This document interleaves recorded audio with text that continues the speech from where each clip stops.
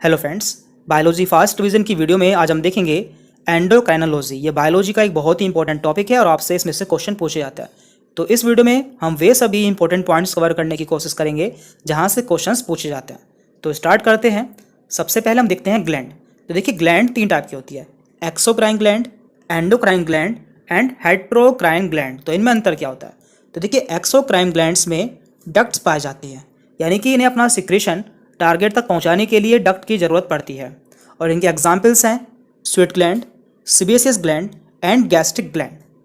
इसके बाद है एंडोक्राइन ग्लैंड, और इनमें डक्ट्स नहीं पाई जाती हैं, यानी कि ये डायरेक्टली अपना सिक्रेशन ब्लड में छोड़ देती हैं, जिससे वो टारगेट तक पहुंच जाता है। तो इसके अंदर सभी हार्मोनल ग्लैंड्स आती हैं, जैसे कि pituitary, parathyroid, pineal body, adrenal, thyroid and thymus. And last आती है हेट्रोक्राइन ग्लैंड।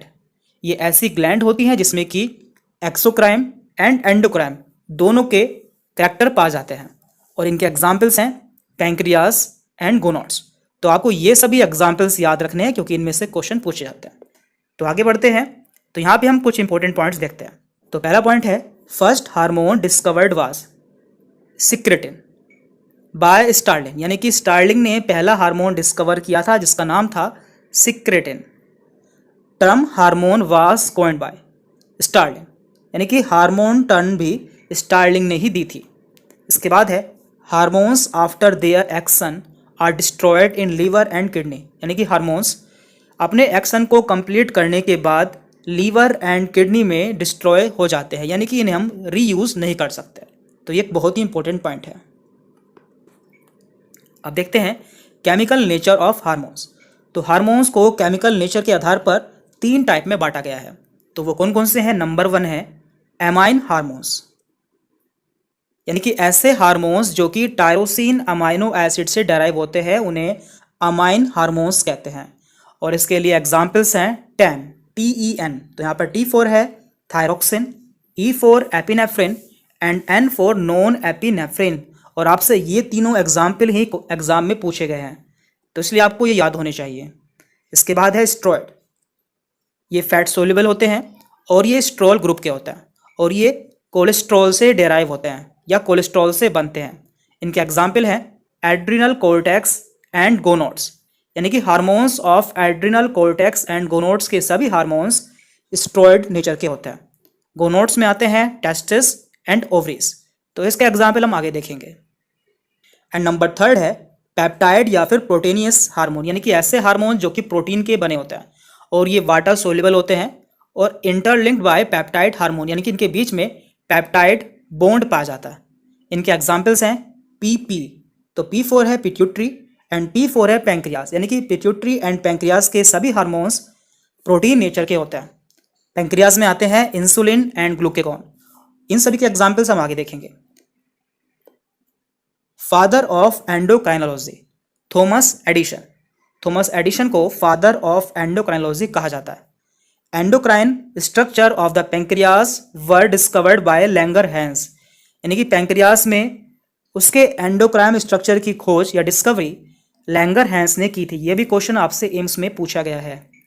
इसके बाद है structure of insulin was studied by Sengar, और इसके लिए इन्हें नोबेल प्राइज दिया गया था। अब आते हैं पिट्यूटरी ग्लैंड पर, जिसे कि मास्टर ग्लैंड भी कहा जाता है, क्योंकि ये हमारे बॉडी के मैक्सिमम ऑर्गन्स को कंट्रोल करती है हार्मोन्स के थ्रू। तो इसे हम हाइपोफाइसिस सेरेब्री भी कहते हैं। इसका कारण यह है क्योंकि यह हाइपोथैलेमस से जुड़ी या कनेक्टेड रहती है, इसलिए इसे हाइपोफाइसिस सेरेब्री कहा जाता है। और इसका वेट होता है 0.5 gram. Removal of pituitary is known as hypophysectomy. बात करते हैं इसकी लोकेशन की। तो देखिए, ये एक बोनी कैविटी में पाई जाती है, जिसे सेलर टर्शिका कहते हैं। कैविटी मीन्स बोन के द्वारा घिरा हुआ एक स्पेस जिसमें ये ग्लैंड पाई जाती है। और देखिए, ये हाइपोथैलेमस द्वारा इस तरह से जुड़ी रहती है। यहाँ पे हाइपोथैलेमस होता है और यहाँ पे एक स्टॉक होता है जिसे हम कहते हैं इनफंडिबुलम। इसके द्वारा पिट्यूटरी ग्लैंड जुड़ी रहती है। तो इसमें 2 पार्ट होते हैं, posterior pituitary and anterior pituitary. ये इस तरह से इससे जुड़े रहते हैं। तो आपको ये डायग्राम भी याद रखना है। अब बात कर लेते हैं इसके पार्ट्स की। तो देखिए पिट्यूटरी ग्लैंड को मेनली दो पार्ट्स में डिवाइड किया गया है, जो कि है एडिनोहाइपोफाइसिस एंड न्यूरोहाइपोफाइसिस। एडिनोहाइपोफाइसिस को फर्दर दो पार्ट्स में डिवाइड किया गया है, पार्स डिस्टालिस एंड पार्स इंटरमीडिया, जिनमें से इसके पार्स डिस्टालिस को एंटीरियर पिट्यूटरी कहते हैं, जबकि पार्स इंटरमीडिया को मीडियल पिट्यूटरी कहते हैं। और इसके न्यूरोहाइपोफाइसिस को पार्स नर्वोसा कहते हैं, जिसे कि पोस्टीरियर पिट्यूटरी कहा जाता है। तो आपको ये सभी नाम भी याद रखने हैं क्योंकि इनमें से भी क्वेश्चन पूछे जाते हैं। तो अब हम इन सभी पार्ट्स को डिटेल में देखेंगे। तो हम बात करते हैं पहले एंटीरियर पिट्यूटरी की, जिसके द्वारा टोटल 6 हार्मोन्स सीक्रेट होता है। इसके लिए ट्रिक है फ्लैट पिग। तो यहाँ पर I4 कुछ भी नहीं है, तो देख लेते हैं। सबसे पहले है F, तो F4 है FSH। इसकी फुल फॉर्म होती है follicle stimulating hormone. Then LH, इसकी फुल फॉर्म होती है luteinizing hormone. A4 ACTH adrenocorticotropin hormone. T4 TSH thyroid stimulating hormone. P4 prolactin and G4 GH यानी कि ग्रोथ हार्मोन। तो ये सभी हार्मोन्स हैं जो कि एंटीरियर पिट्यूटरी द्वारा सीक्रेट होता है। आपको इसे इसी ऑर्डर में याद रखना है। तो इस वीडियो में इतना ही था। इससे अगले पार्ट में हम इसके बाकी बचे हुए हार्मोन्स कंप्लीट कर लेंगे और धीरे धीरे हम पूरी एनसीईआरटी बायोलॉजी को इसी तरह से कवर कर लेंगे, जिससे आपके मैक्सिमम इंपॉर्टेंट पॉइंट्स कवर हो जाएंगे और आपको एग्जाम में कोई प्रॉब्लम नहीं होगी।